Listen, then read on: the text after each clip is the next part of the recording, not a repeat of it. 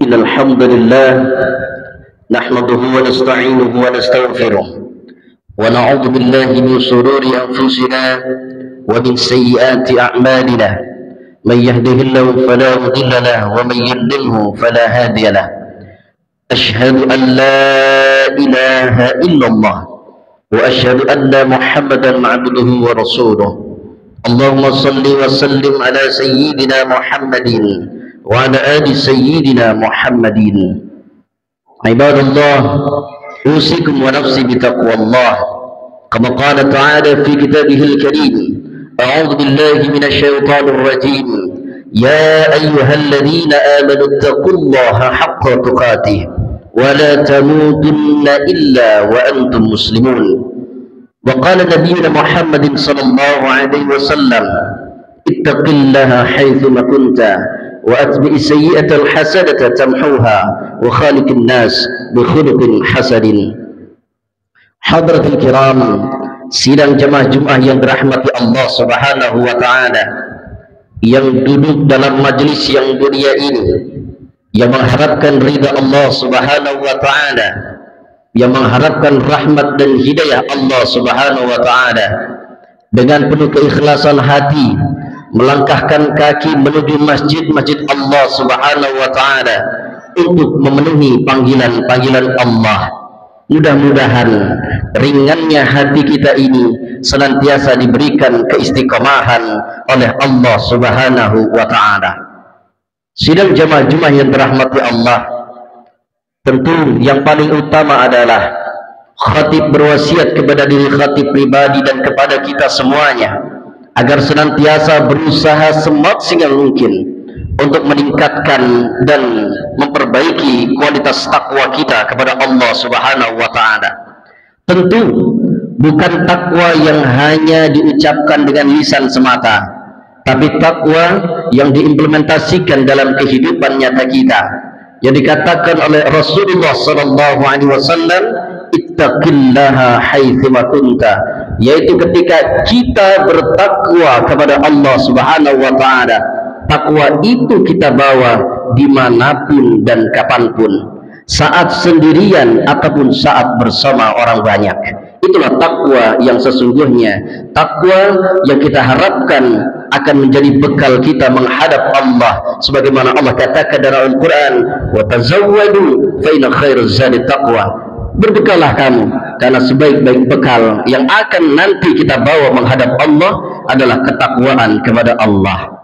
Sehingga saudaraku kaum muslimin yang dirahmati Allah, ketika Allah Subhanahu wa taala menyampaikan kewajiban akan berpuasa, yang insya Allah ini sudah dibahas oleh para asatidz lainnya, tentang kalimat ya ayyuhalladzina amanu, Allah Subhanahu wa taala panggil kita semua, orang-orang yang terdapat iman di dalam hatinya, untuk melaksanakan kewajiban kutiba alaikumusiyam.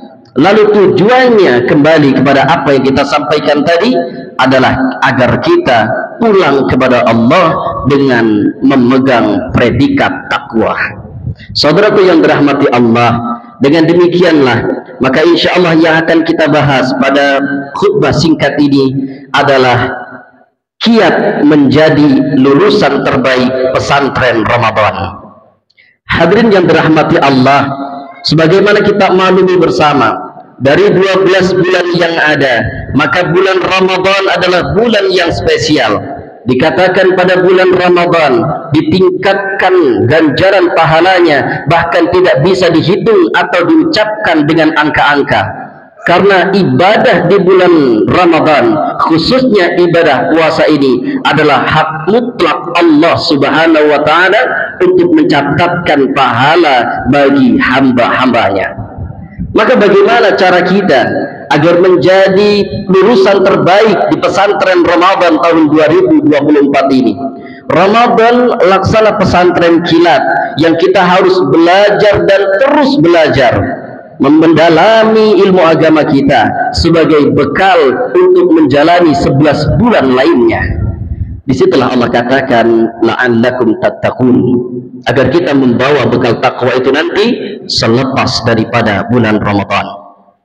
Pada ayat yang 183 surah Al-Baqarah, Allah panggil kita dengan ya ayyuhalladzina amanu, hai orang-orang yang beriman, baik imannya sedang tinggi ataupun sedang rendah, baik imannya yang stabil ataupun sedang menurun, semua kita yang memiliki rasa iman akan keyakinan kepada Allah Subhanahu wa taala, dengarkan apa yang ingin Allah sampaikan pada ayat ini. Kutiba alaikumusiyam, perintah untuk melaksanakan puasa. Ibadah puasa ini adalah ibadah yang luar biasa, ibadah yang satu-satunya ibadah yang dikatakan Allah Subhanahu wa taala bahwa pahalanya itu adalah hak mutlak Allah Subhanahu wa taala. Segala amalan anak Adam, salatnya, sedekahnya, zakatnya, hajinya, itu untuk dirinya, tapi kecuali dengan puasa, maka Allah yang akan memberikan balasan kepadanya. Sehingga mari kita simak hadis Rasulullah SAW dalam bab puasa, man shama ramadhana imanan wa ihtisaban. Orang-orang yang berpuasa pada bulan Ramadan, puasa ini bukan sekedar puasa menahan dari segala hal yang membatalkan puasa, tapi puasa yang dia lakukan berdasarkan iman, keyakinan atas perintah Allah Subhanahu wa taala, wahtisaban, dan pengharapan akan pahala yang telah Allah sediakan.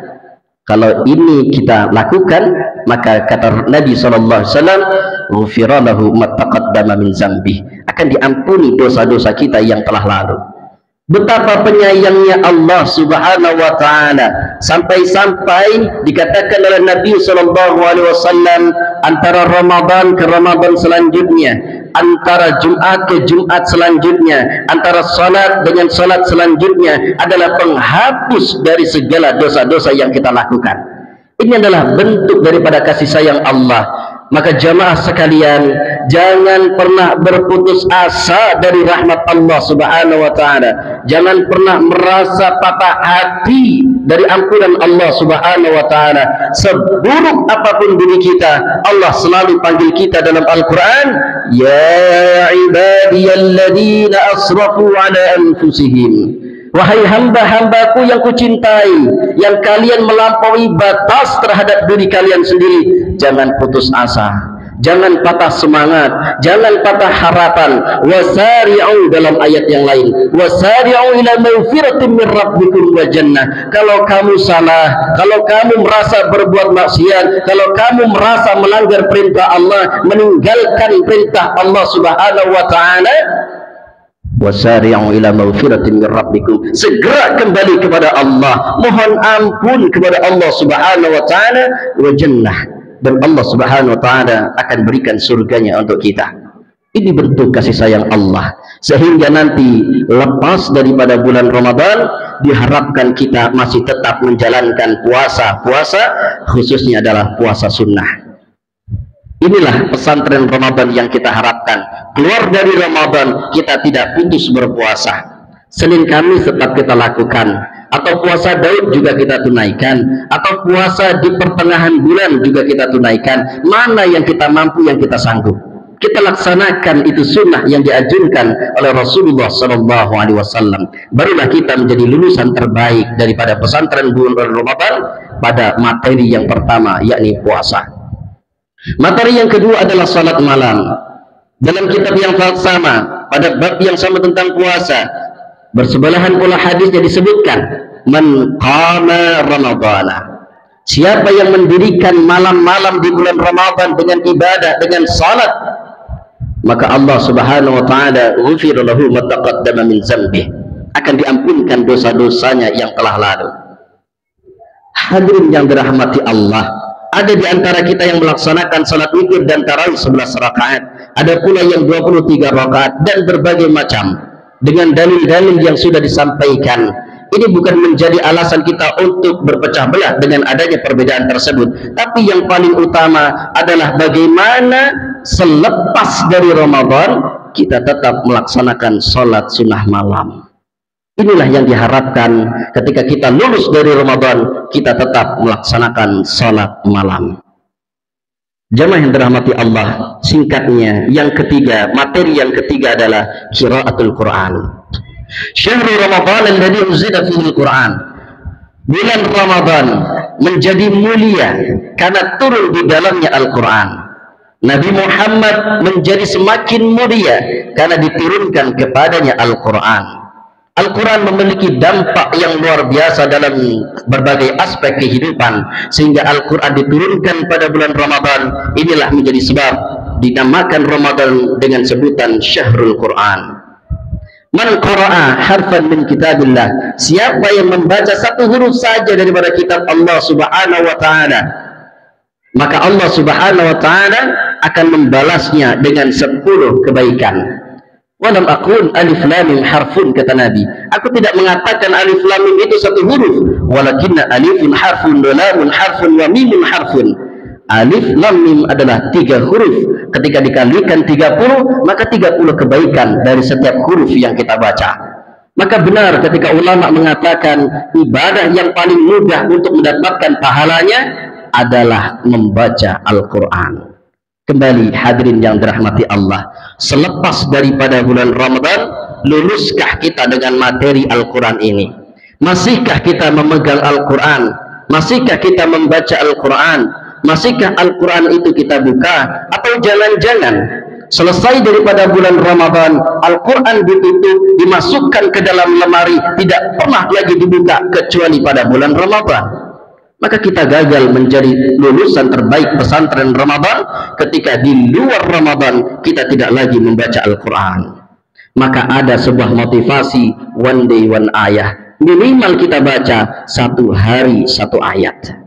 Hadratil kiram yang dirahmati Allah Subhanahu wa taala, semoga materi khutbah ini dapat menggugah hati khatib pribadi dan kepada kita semuanya, karena tentu yang menyampaikan belum tentu lebih baik daripada yang menyimak. Namun pada dasarnya kita ingat pesan Allah, wa tawassaw bil haqq wa tawassaw bis sabr. Tugas kita adalah saling ingat mengingatkan dalam kebaikan dan juga kesabaran. Inilah tugas kita, untuk saling mendakwahi, saling menasehati di antara kita untuk menjadi hamba-hamba Allah yang berkualitas.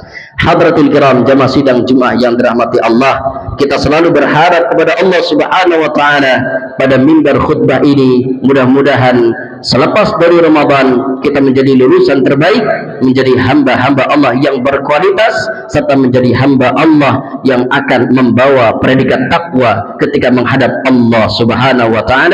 Amin amin ya rabbal alamin. Hadanallahu wa ikum ajma'in.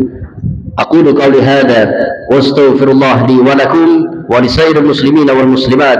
Innallaha ghafurur rahim.